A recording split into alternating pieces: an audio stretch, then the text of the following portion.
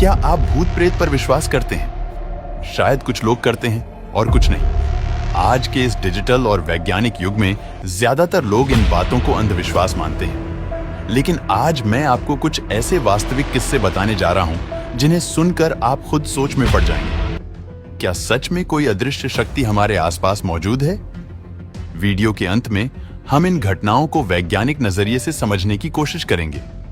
क्या भूत प्रेत वास्तव में होते हैं या यह सिर्फ हमारी कल्पना का परिणाम है?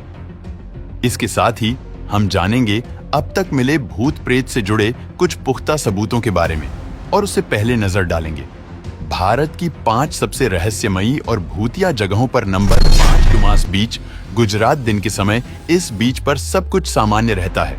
कई लोग इस जगह पर आकर लुत्फ उठाते हैं। वहीं जैसे ही रात का साया गहरा होता है, सब कुछ मानो थम सा जाता है। सुंदर सी दिखने वाली यह जगह एक वीराने में बदल जाती है। इस दौरान यहाँ पर कोई भी जाने की हिम्मत नहीं करता है। रात के समय बीच के आसपास भी कोई नहीं दिखता। इसका सबसे बड़ा कारण है कि शाम के वक्त ही यहाँ पर भूतों का तांडव शुरू होता है। इस रहस्यमय डुमास बीच पर अब तक कई पैरानॉर्मल घटनाओं के मामले सामने आ चुके हैं। बीच पर घूमने के लिए आए कई लोगों ने इस बात का जिक्र किया है कि उन्होंने इस जगह पर अजीबोगरीब और रहस्यमय आवाजों को सुना। कुछ रिपोर्ट्स की माने तो इस बीच पर रात के समय घूमने गए टूरिस्ट आज तक वापस नहीं आ सके हैं। स्थानीय लोगों के अनुसार काफी पहले इस जगह का इस्तेमाल एक श्मशान घाट के तौर पर किया जाता था। लोगों की माने तो यहाँ पर आज भी कई प्रेत आत्माएं भटकती हैं। इसी वजह से इस बीच की रेत का रंग काला है। रात के समय इस स्थान पर कुत्तों का स्वभाव बदल जाता है। वे कई तरह की अजीबोगरीब आवाजें निकालने लगते हैं। यही एक बड़ी वजह है कि जिसके चलते इस स्थान का नाम भारत के मोस्ट हॉन्टेड जगहों में शुमार है। नंबर 4, शनिवार वाड़ा किला, पुणे शहर के बाजीराव रोड पर अभिनव कला मंदिर के पास बना। शनिवार वाड़ा महल पेशवा राजाओं का निवास स्थान था। इस महल की नींव बाजीराव प्रथम ने शनिवार के दिन 10 जनवरी 1730 में रखी थी और इस महल में एक साथ 1000 से ज्यादा लोग रह सकते थे। इस किले में 30 अगस्त 1773 की रात को 16 साल के नारायण राव, जो कि मात्र 14 साल की उम्र में मराठा साम्राज्य के 5वें पेशवा बने थे, उनकी षड्यंत्र करके हत्या कर दी गई थी। जब हत्यारे उनकी हत्या के लिए किले में घुसे तो नारायण राव खतरा भांपते हुए अपने कक्ष से भाग निकले। नारायण ने पूरे महल में भागते हुए चाचा मुझे बचाओ की गुहार लगाई, लेकिन उन्हें बचाने के लिए कोई नहीं आया। कुछ इतिहासकारों के मुताबिक नारायण राव की हत्या उनके चाचा ने ही करवाई थी। कहते हैं कि आज भी नारायण राव की आत्मा इस किले में भटकती है और उनके द्वारा बोले गए आखिरी शब्द काका माला वाचवा की आवाज आसपास के लोगों को सुनाई देते हैं। अंधेरी रातों में यह महल और अधिक डरावना लगता है। हालांकि यह एक पिकनिक स्पॉट है, लेकिन शाम के 5 बजे के बाद किसी की भी एंट्री नहीं होती है। नंबर 3, कुलधारा गांव, राजस्थान। दोस्तों, अगर भारत के सबसे हॉन्टेड प्लेस की बात हो रही हो और कुलधारा का नाम ना आए, ऐसा हो ही नहीं सकता, क्योंकि यह जगह पूरे इतिहास की सबसे रहस्यमय जगहों में से एक है। क्योंकि पिछले 200 सालों से यह क्षेत्र ऐसे ही वीरान पड़ा हुआ है और इसके वीरान होने के पीछे का राज है इस जगह के लोगों का रातों रात अचानक गायब होना। कुलधारा गांव के वीरान होने को लेकर एक अजीबोगरीब रहस्य है। दरअसल कुलधारा की कहानी शुरू हुई थी आज से करीब 200 साल पहले, जब कुलधारा खंडहर नहीं था, बल्कि आसपास के 84 गांव पालीवाल ब्राह्मणों से आबाद हुआ करते थे। लेकिन फिर जैसे कुलधारा को किसी की बुरी नजर लग गई। वह शख्स था रियासत का दीवान सलीम सिंह, अय्याश दीवान सलीम सिंह, जिसकी गंदी नजर गांव की एक खूबसूरत लड़की पर पड़ गई थी। दीवान उस लड़की के पीछे इस कदर पागल था कि बस किसी तरह से उसे पा लेना चाहता था। उसने इसके लिए ब्राह्मणों पर दबाव बनाना शुरू कर दिया।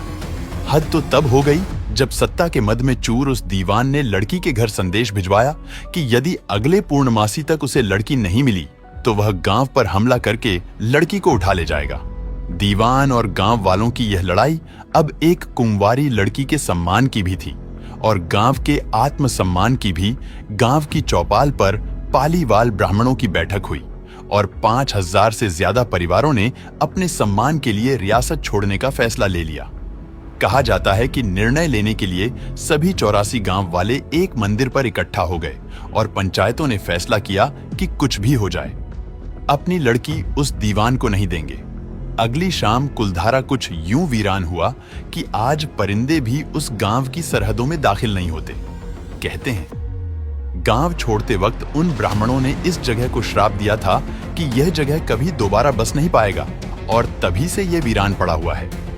कहा जाता है कि अगर आप रात के समय यहां जाते हैं तो आपको गांव वालों की गुनगुनाहट और चूड़ियों की खनखनाहट के साथ बच्चों की आवाज सुनाई देती है। कई पैरानॉर्मल एक्सपर्ट को यहां अपने डिवाइस के अंदर वह रीडिंग भी मिल चुकी है जो आत्मा के होने पर मिलती है और इसी कारण इस जगह पर एक गेट बना दिया गया है और शाम के वक्त इसे बंद कर दिया जाता है। नंबर 2, भानगढ़ का किला। राजस्थान भानगढ़ का किला आज खंडहर हो चुका है और यहाँ दिन भर टूरिस्टों की भीड़ लगी रहती है। लेकिन आपको जानकर हैरानी होगी कि शाम होते ही यहाँ पर आपको इंसान तो क्या एक कुत्ता भी नजर नहीं आएगा, क्योंकि शाम होते ही इस किले में वो होता है जिसे देख आपकी रूह कांप जाएगी। क्योंकि शाम 6 बजे के बाद जो भी इस किले में गया उसे रोने, चीखने, चिल्लाने और चूड़ियों की खनखनाहट के साथ किसी इंसान को पीछे पीछे चलने जैसा अनुभव हुआ। हालांकि यह अनुभव किसी एक के साथ नहीं होकर कई लोगों के साथ हुआ। कहा जाता है कि इस किले में एक राजकुमारी थी जिसका नाम रत्नावती था। यह राजकुमारी बहुत ही सुंदर थी जिसे देख हर कोई अपने होश खो देता था, लेकिन राजकुमारी होने के नाते किसी की भी हिम्मत नहीं हो पाती थी जो राजकुमारी से बात कर सके। सिवाय सिंधिया के सिंधिया एक जादूगर था जो राजकुमारी से शादी करना चाहता था, लेकिन राजकुमारी सिंधिया के प्रस्ताव को बार बार ठुकरा दे रही थी क्योंकि सिंधिया एक तांत्रिक था और शक्ल सूरत से बिल्कुल बेकार भी था। यह सब देख सिंधिया ने काले जादू का सहारा लेना सही समझा और जब एक दिन राजकुमारी बाजार से इत्र लेने गई तो उसके इत्र को जादूगर ने अपने वशीकरण मंत्र के द्वारा बदल दिया। कहा जाता है कि यदि राजकुमारी इस इत्र को लगा लेती तो वह सिंधिया के पास दौड़ती हुई चली जाती। हालांकि राजकुमारी ने सिंधिया के जादू को देख लिया था तो उसने इत्र की बोतल को एक पत्थर पर फेंक कर चली गई, लेकिन उसके जाने के बाद वह सारा तंत्र मंत्र उस पत्थर में समाहित हो गया और जैसा कि सिंधिया ने सोच रखा था कि राजकुमारी मेरे पास आएगी, लेकिन यहाँ मामला उल्टा पड़ गया। वह पत्थर सिंधिया की तरफ बढ़ गया और पास पहुंचकर सिंधिया को कुचल दिया, जिससे सिंधिया की मौत हो गई। और उसी वक्त सिंधिया ने राजकुमारी को श्राप दिया कि तुम्हारा यह महल एक दिन खंडहर हो जाएगा। हालांकि ऐसा हुआ भी। उसके कुछ ही दिन बाद इस किले में दूसरे राजाओं के द्वारा बहुत ही भयानक युद्ध होता है, जिससे इस किले के सारे लोग मारे जाते हैं और तभी से यह किला खंडहर पड़ा हुआ है और यहाँ चीखने, चिल्लाने जैसी आवाज आती रहती है। लेकिन यह जगह तब ज्यादा चर्चा में आया जब गौरव तिवारी, जो कि पैरानॉर्मल सोसाइटी के अध्यक्ष थे, वह इस किले में आज तक की टीम के साथ रात में पैरानॉर्मल एक्टिविटी को रिकॉर्ड करने आए थे और जब वह रिकॉर्ड करके वापस घर गए तो उसके कुछ ही दिन बाद उनकी असामान्य अवस्था में उनके फ्लैट में मृत्यु हो गई, जिसे देख लोगों का इस किले पर भूत प्रेत को लेकर और अधिक विश्वास हो गया। नंबर 1, डाउ हिल्स। पश्चिम बंगाल डाउ हिल में मौजूद अगर किसी चीज को सबसे अधिक डरावनी मानी जाती है तो उसका नाम है यहाँ का जंगल। कहा जाता है कि यहाँ के जंगलों में इंसान का कंकाल मिलना सामान्य सी बात है। डाउ हिल के जंगलों में हर तरफ हड्डियां ही हड्डियां फैली हुई हैं। इन हड्डियों की वजह से कोई भी अकेले डाउ हिल में घूमने की हिम्मत नहीं करता है। इस हिल को लेकर अन्य मिथक ये है कि यहाँ के जंगलों में काफी संख्या में आत्महत्याएं हुई हैं, इसलिए जंगल में हर तरफ हड्डियां ही हड्डियां दिखाई देती हैं। जंगलों में इंसानों का सिर भी मिला है। डाउ हिल का सिर्फ जंगल ही नहीं बल्कि यहाँ की हवाएं भी डरावनी कहानियों के लिए प्रसिद्ध हैं। लोगों का मानना है कि इन जंगलों की हवा तक शैतानी है। यहाँ की कुछ जगहें श्रापित हैं और जो भी उन श्रापित जगहों पर पहुंचता है वह अपना मानसिक संतुलन भी खो देता है और वह पागल होकर अपने आप को मिटा देता है। दोस्तों, यह जगह भारत की मोस्ट हॉन्टेड प्लेस में से एक है, लेकिन जैसा कि हमारा उद्देश्य है आप लोगों तक एक सही जानकारी को पहुंचाना और उन पर डिस्कवरीज करना, क्या भूत होते हैं।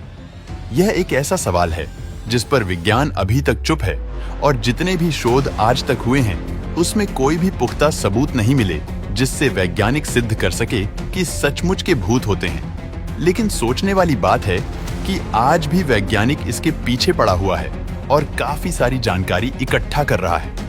वैज्ञानिकों ने न तो भूतों के अस्तित्व को पूर्ण रूप से नकारा है और न ही पूर्ण रूप से इसे स्वीकार किया है, लेकिन आज तक जो वैज्ञानिक उपकरण से भूतों के बारे में खोज हुआ उसे जान लेते हैं।